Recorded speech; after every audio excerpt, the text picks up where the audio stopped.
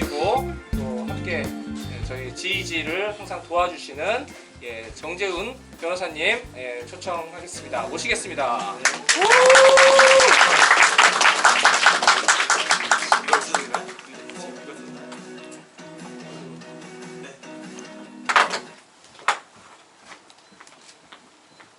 네, 안녕하세요. 저는 구글 코리아에서 이 마이크가 돌아가나요? 네, 잘 나오고 있어요.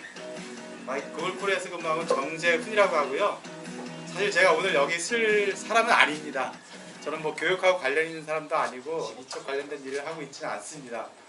다만 그냥 여러분 선생님들을 도와드리고 있을 뿐인데 뭐 저보러 그냥 사라고 하시니까 그냥 무슨 말씀을 드릴까 고민을 했어요. 근데 제가 드릴 말씀은 지금 이제 보여드리려고 하는데, 저는 외국계 회사에 좀 오래 근무했습니다. 이전 직장은 마이크로소프트 코리아였고 지금 이제 구글 코리아에서 근무를 하고 있는데, 아무리 생각해봐도 제가 드릴 말씀은 그런 경험에서 나온 얘기를 드리는 게 가장 도움이 될 것 같아서 그 얘기만 간단히 드리고 내려가겠습니다. 10분이 넘었으니까 이제 자꾸 제가 드릴 말씀은 제가 느낀 앞으로 이 세상, 뭐 여러분 다 느끼시겠지만 제가 회사 내에서 글로벌 회사에서 근무하면서 느꼈던 것들, 그 다음에 사람들이 많이 얘기하는 디지털 경제라는 거, 맨날 나오는 4차 산업혁명이 그럼 어떻게 다가올 것 같은가, 그것과 관련해갖고 여러분들이 이제 주로 선생님이실 테니까 교육을 어떻게 해야 될 것 같다고 저는 생각하고 있습니다. 개인적인 의견입니다. 그러니까 뭐 그냥 참고만 하시면 될 것 같고요.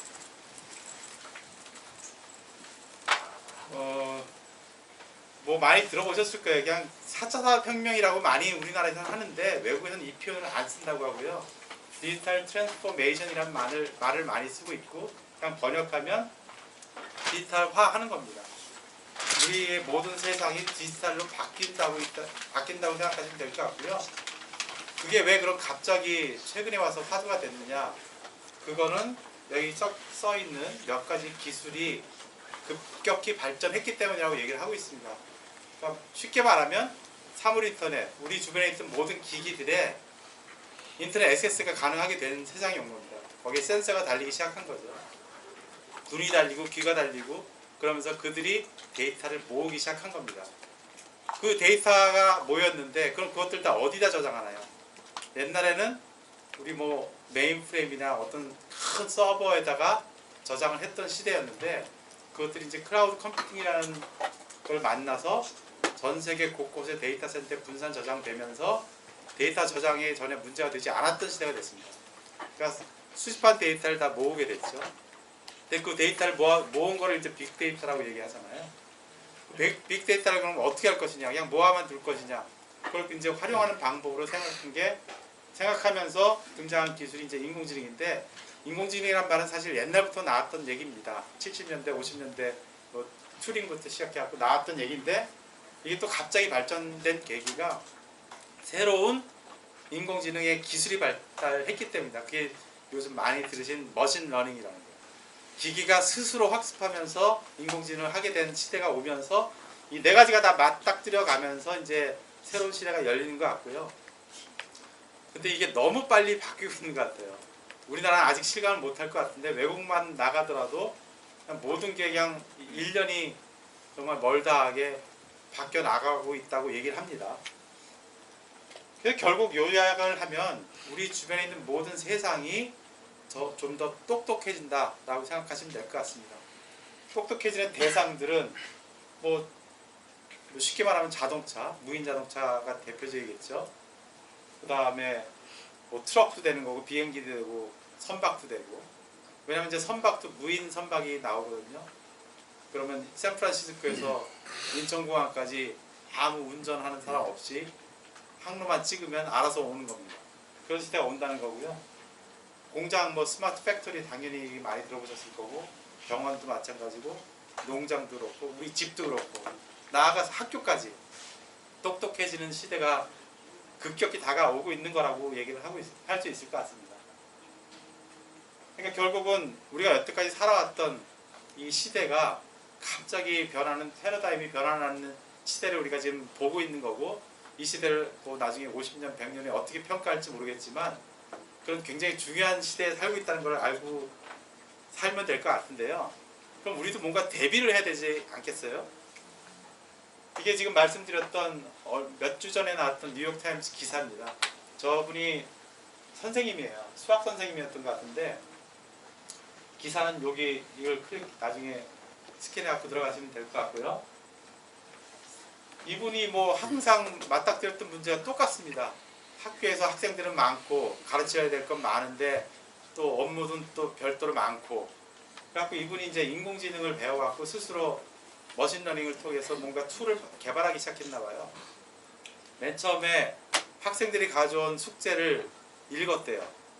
요새 이제 기계가 이제 글을 읽잖아요. 그걸 읽게 하고 그다음에 문제를 만들어내게 하고 그다음에 커리큘럼도 짜게 하고 나아가선 미국에서 이제 SAT라는 시험을 보니까 SAT 시험도 문제를 이렇게 만들어서 준비하게 만들었대요. 그러면서 이제 점점 인공지능에 빠져들었다고 하는데 이제 실제로 우리나라는 아직은 아니지만 미국에서는 이렇게 인공지능을 써서 교육에 활용하는 시대가 점점 다가오고 있다는 사례를 말씀하시는 것 같습니다. 또 저는 여기 기사에 나왔던 내용인데 이 내용에 굉장히 공감을 했었거든요. 가장 좋은 교육은 결국 1:1 교육이다. 근데 너무 비싸고 노동력이 너무 많이 든다. 선생님이 일일이 뭐 30명, 50명 대할 수 없잖아요. 퀄리티 있는 교육을 못 하시잖아요. 그래서 결국 인공지능을 도입해서 도움을 받고 있다.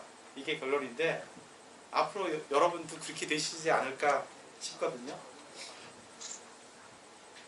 저희 손정희 회장이 작년에 와서 문재인 대통령을 만났죠.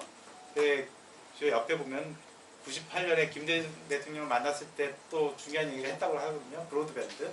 그때 브로드밴드 열심히 깔아서 저희가 브로드밴드는 넘버1이 됐잖아요.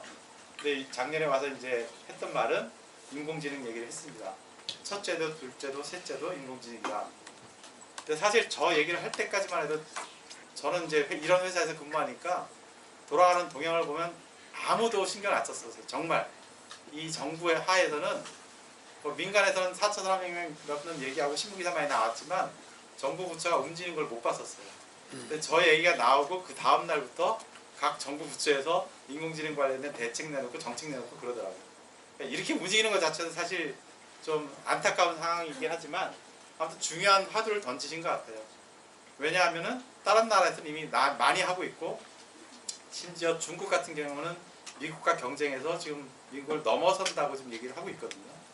그런 상황에서 우리는 과연 그럼 어느 축에 낄 것인가, 중간이라도 따라갈 수 있을 것인가, 여러 가지 아직도 문제점이 많은데 이제라도 이 얘기를 꺼내면서 시작을 하는 것은 다행이라고 생각을 하고 있습니다. 이건 제가 어제 발견한 기사입니다. 저분 뭐 윤중현 전 장관님이시고 그분이 했던 인터뷰 내용에서 이 내용이 나오더라고요. 2016년 다보스 포럼 메시지를 적어놨는데 역시 여기 또 교육 혁신이 나오거든요. 노동시장 유연성, 교육 혁신, 뭐 과학기술 혁신 이런 것들을 해야 된다고 얘기하면서 4차 산업혁명의 중심은 인공지능이다. 다시 한번 강조를 하셨습니다. 그리고 이거는 그 지금 언급된 다보스 포럼에서 클라우스 슈밥이라는 사람, 저분이 그 다보스 포럼을 만드시고 운영해 오시는 분인데 똑같은 말을 하고 있습니다. 4차 산업혁명이란 결국 인간이 바뀌는 거다. 인간이 바뀌려면 당연히 뭐 교육 시스템이나 교육 철학이나 여러 가지들이 바꿔야 되겠는데 바뀐다는 것의 핵심은 결국 사람이 기계와 기술 시스템하고 어떻게 하면 잘 일을 할 수 있는가를 배우는 것 같다라고 얘기를 하셨습니다. 결국 그래서 이제 제가 드리고 싶은 말씀을 지금부터 드리고 싶은데 저 왼쪽에 있는 게 뭔지 아시잖아요. 저희 주산이었거든요. 저 주판인데 사실 저는 옛날에 저걸 배울 기회가 있었는데 좀 안 배웠어요. 사실 제 주변에 있는 사람들 주산왕, 뭐 암산왕 그런 애들 많았거든요. 근데 저는 능력이 모자라서 그걸 못 배웠고 항상 부러워했었는데 저게 몇 년 지나니까 없어지더라고요. 그 다음에 이제 전자계산기가 나와서 사람들이 저걸 아무도 안 쓰게 됐고 그 다음에 뭐 이제 컴퓨터 나오고 이제 많이 발전을 했죠. 저는 뭐 다행스럽게 그때 못 배웠던 걸 그때 그 시간을 딴 데 썼던 걸 다행이라고 생각하게 됐는데 지금 이 시점에서 우리가 지금 가르치고 우리가 배우고 있는 것들이 만약에 저런 상황이라면 잘 생각해 봐야 되지 않겠나는 생각도 해봤습니다. 뭐 다 아시는 문제입니다.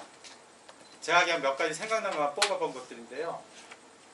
뭐 문, 이과 아직도 나누고 있는 나라에 살고 있고, 대학에서 가르치는 것하고 기업에서 하는 일하고 또 다르고요.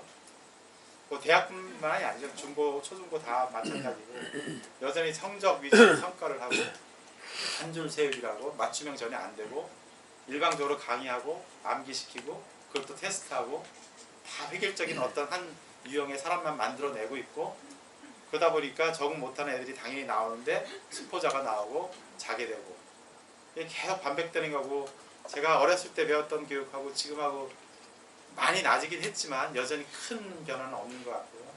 여전히 모든 교육 정책은 대학 입시로만 돌아가고 그러면 그 대학 입시 이후의 삶과 생활과 교육과 그건 다 누가 해결하는지 각자 해야 되는 건지 그런 고민들이 있으시잖아요.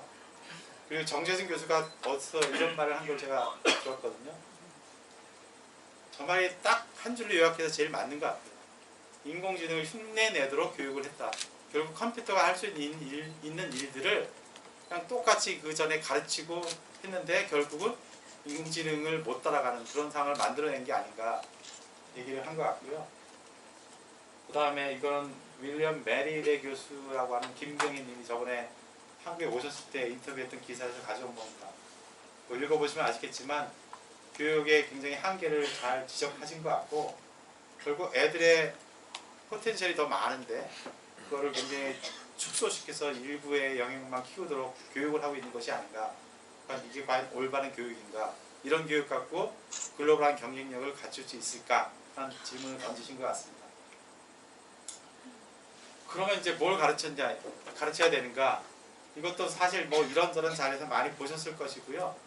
저도 여기다 잠깐 글을 한번 낸 적이 있었는데 제가 정리한 건 저 세 가지 부류라고 보실 수 있을 것 같습니다.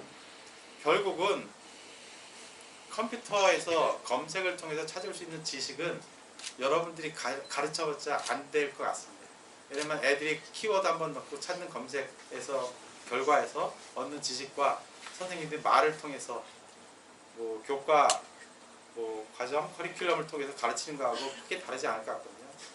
그 지식은 그걸 통해서 그냥 습득을 하게 하고 정말 가르쳐야 될 것은 그러면 인간과 인간이 같이 살아감에 있어서 도대체 어떤 것들이 문제인가를 스스로 깨닫게 하고 그걸 스스로 풀어나갈 수 있는 능력을 키우도록 옆에서 도와주시는 게 선생님들의 역할로 되는 것이 아닌가.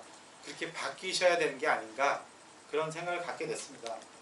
근데 문제를 찾으려면은 일단 내 주변에 어떤 게 문제인가에 대한 호기심이 있어야 될 것 같고요.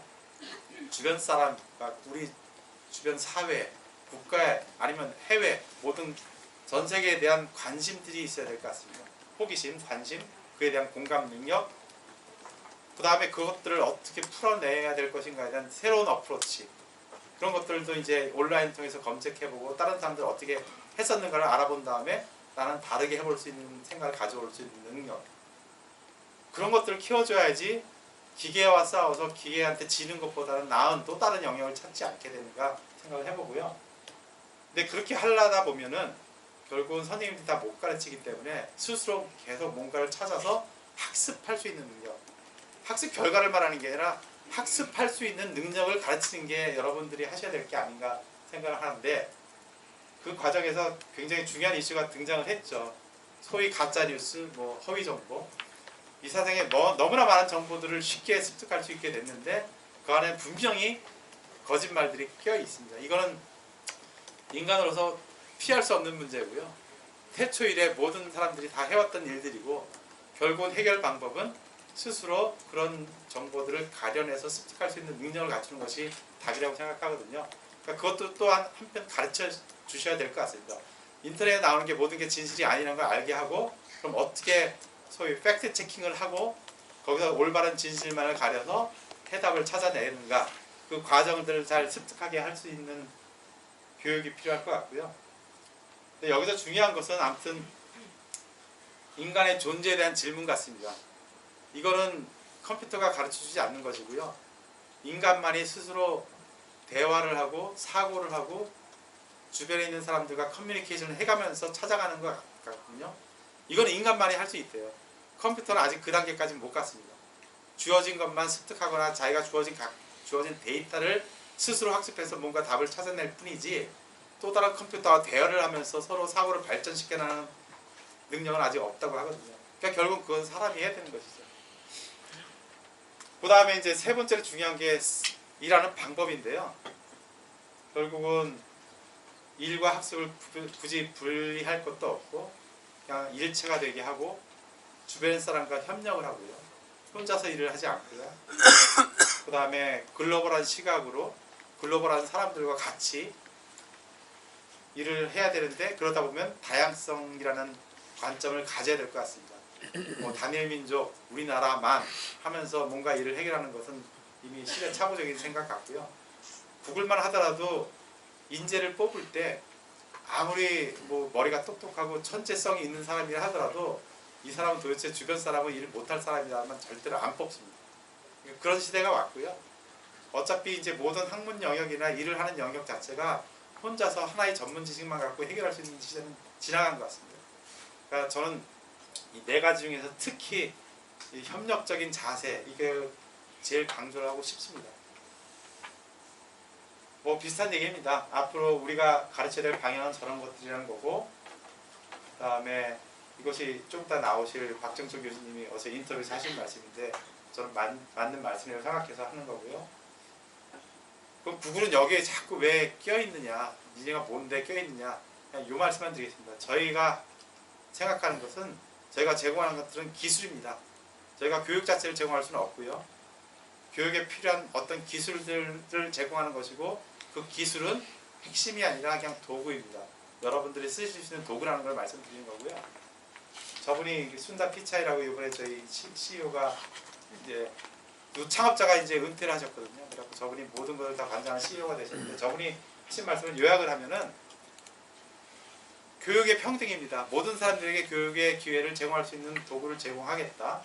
그 다음 저희가 제공하는 G Suite 에듀케이션을 통해서 협력하는 방법을 가르쳐 드리겠다. 뭐 구글 드라이브나 지메일 같은 거 하시면 될 것 같고요.